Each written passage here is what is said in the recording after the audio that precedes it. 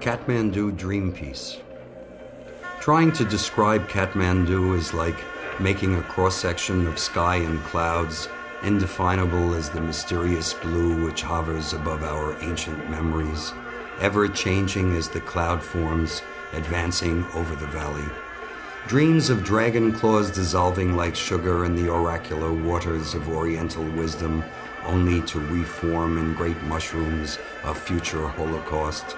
Endless cycles of death and rebirth figure everywhere in the storied pagodas, statues of gods encrusted with orange puja powder or brass figures shining like mirrors from the million hands which do daily homage to the cosmic spirit.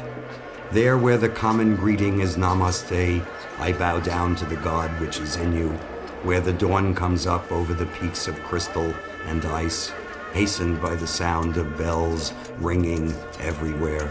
And the great turning wheels of the Tibetans keep constant rein over the balance of an errant planet, where even the most humble carrier in rags walking over the icy moraines demonstrates that true dignity is born of poverty and can never die under an unlittered sky.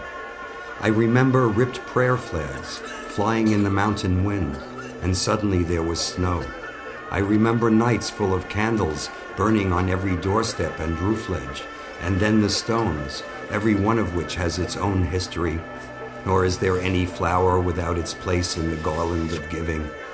If you spend any time in Kathmandu, you will see a man wearing a brown overcoat, whatever the season, whose fingers are covered with cheap glittering rings, and who carries a rolled-up newspaper out of which he will give you a picture of Krishna playing his flute, or Durga with a necklace of human skulls riding resplendently on a lion. Or it may be Shiva, Lord of Beasts, sitting in meditation on a tiger skin, not unlike the sadhus who come to worship at the shrines of Pashupatinath as part of their never-ending pilgrimage. On the back of the picture he has written painstakingly, in English, the celebration of the day in honor of the god. This will be the global emperor, who, when he knew I was leaving for Europe, prepared letters for the political leaders of the West, advising them that defense of globe is our main concern. He will be endlessly on his way to the temple, where he will present a fruit to Lord Narayan, hoping that one day the fruit will dissolve there without being taken by monkey or hungry human. For it is only when the untouched fruit dissolves completely that the global emperor will consider that true benefit may accrue to the human race. Then it may be said that the god himself has taken it. I remember I was just walking down the road and across the rice fields where people were working with hoes and pickaxes, all women in a row. The old men together could barely push their load over the bridge, and all the others carrying loads of vegetables or refrigerators on their backs. I was past the road and on top of the hill, and the clouds, they were carrying the sky, and we were dreaming of thunder. I remember a detail of melting snow, and at the jeweled edges of brittle ice, a brown faded flower shines golden in the sunlight at the top of a giant profile like a broken nose cresting the horizon. And then the young Newari girl was married to a tree.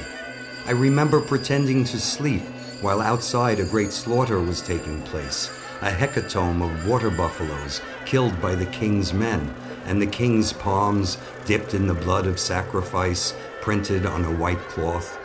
I remember being assaulted by hostile radios, hysterical laughter and a babble of foreign tongues.